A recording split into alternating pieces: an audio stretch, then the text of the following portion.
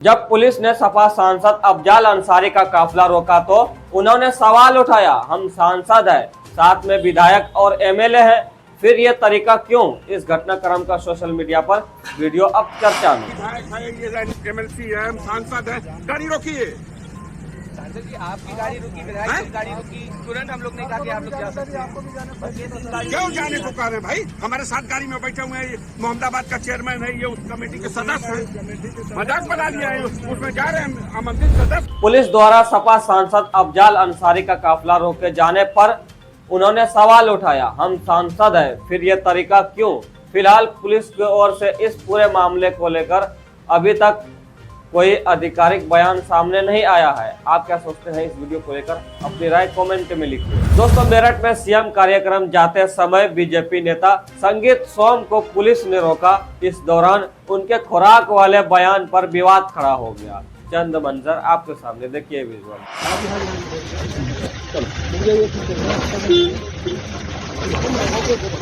खुराक लिए बगैर देश और प्रदेश की जनता यूपी पुलिस की प्रणाली पर सवाल उठा रही है। एक तरफ सपा के सांसदों और विधायकों को रोका जाता है, वहीं दूसरी तरफ बीजेपी के सीएम को रोके जाने पर उनके दिए गए बयान ने विवाद खड़ा कर दिया। आप क्या सोचते हैं इस वीडियो को लेकर? अपनी राय जरूर लिखिए। इंदौर से एक वीडियो सामने आया है जिसमें एक युवक को कथित तौर पर उठक बैठक करवाई जा रही है और नारेबाजी सुनाई दे रही है। आरोप है कि मुस्लिम युवक अल्ताफ ने इंस्टाग्राम पर बजरंग दल के लिए आपत्तिजनक पोस्ट की थी, जिसके बाद बजरंग दल के कुछ कार्यकर्ताओं ने ऐसे सबक सिखाया। बताया जा रहा है ये मामला इंदौर से है। गाली बकना बाप है, बजरंग दल हमारा बाप है।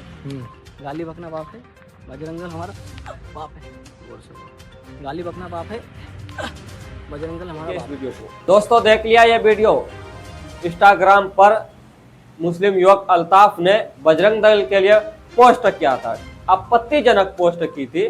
उसके बाद बजरंग दल के कार्यकर्ताओं ने उसे सबक सिखाया, कुछ इस तरह से उठक बैठक करवाई। फिलहाल इस पूरे मामले पर प्रशासन की ओर से कोई आधिकारिक प्रतिक्रिया सामने नहीं आई है। आप क्या सोचते हैं इस वीडियो को लेकर? मैं तो कहूँगा मुस्लिम भाइयों से, जितने भी क्रिएटर हैं जो भी हक के लिए आवाज उठाते हैं, भाई क्यों करते हो भाई? संवैधानिक तरीके से करो।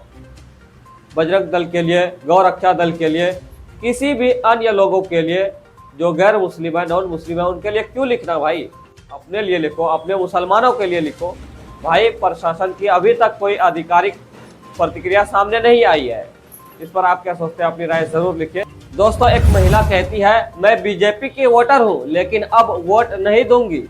सोशल मीडिया पर इस प्रतिक्रिया के बाद राजनीतिक चर्चा तेज हो गई है। सुनिए हमारी इस मैं वोटर हूँ बीजेपी की, मैं बीजेपी की वोटर हूँ। आज के बाद मैं कभी बीजेपी को वोट नहीं दूंगा। रीजन, क्योंकि इतने मासूम बच्चों को, जिन्होंने, क्या बोलूं मैं अपने मुंह से, मेरे को तो पाप लग जाएगा अगर मैं ऐसे शब्द भी बोलूंगी तो। उनकी शिखा पकड़ के जिस तरीके से मारा है, ये कभी हम नहीं भूल सकते, और हमारे गुरुओं का जो अपमान किया है, ये हम कभी नहीं भूल सकते। यही कारण है, अब आप योगी जी से पूछिए कि क्या वो इस देश के तानाशाह हैं या वो एक चुने हुए प्रजा के सेवक हैं। यही मैं पूछना चाहती। ये जो महिला थी, क्या कहा? मैं बीजेपी की वोटर हूँ लेकिन अब वोट नहीं दूंगी। धीरे धीरे सबके भरम टूट रहे हैं। बीजेपी है तो सब कुछ मुमकिन है।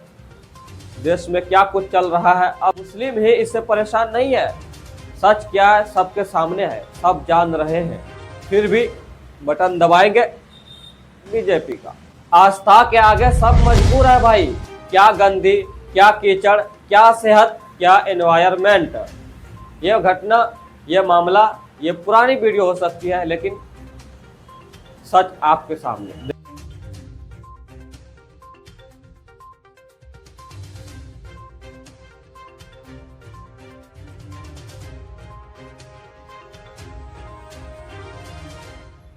दोस्तों, इस्लाम ही सबसे सच्चा और अच्छा मजहब है। धीरे धीरे साइंस ने यह माना है, सब साबित हो रही है। देखिए दोस्तों, सुन लिया, इस्लाम ही सबसे सच्चा मजहब है। धीरे धीरे साइंस से भी साबित हो रही है। और कुरान की लिखी हुई वो बातें जो उन दिनों में हमें नहीं समझ में आती थी, हम सिर्फ यकीन करते थे लेकिन लॉजिकली समझ नहीं पाते थे, वो कुरान, वो साइंस की तरक्की ने हमको समझाना शुरू कर दिया और हम समझते चले गए। आपने अभी हाल में सुना होगा कि जापान के एक साइंटिस्ट ने यह बात करी कि अगर 23 दिन से ज्यादा कोई इंटरमीडिएटरी फास्टिंग करता है, विच मीन्स 15-16 घंटा भूखा प्यासा रहता है, तो कैंसर के जर्म्स मरने लगते हैं। रोजा इसी का नाम। तो पहले हमने रोजा इसलिए रखा था और आज भी रखते हैं और आगे भी रखेंगे कि हमारे ऊपर फर्ज है। लेकिन जब जापान में मॉडर्न साइंस पढ़ी और स्टडी करी तो उस रोजे पे साइंटिफिकली मोहर लगा दी। इसी तरीके से आप चलते जाएंगे और आपको लगेगा कि बहुत सारी चीजें, तमाम चीजें एंड साइंटिफिक है। इस्लाम एंड साइंटिफिक है, एंड लॉजिकल है, कोई छूमंतर का मजहब नहीं है।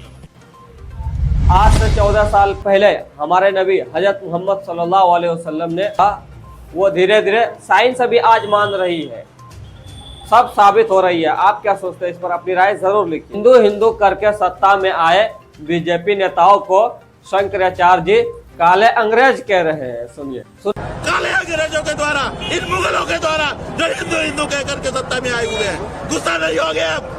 हमारी माँ की हत्या बंद हो, हमारी यही मांग है और कोई दूसरी मांग नहीं है। आपने दोस्तों शंकराचार्य जी के बयान, काले अंग्रेजों की असलियत अब जनता के सामने आ गई है।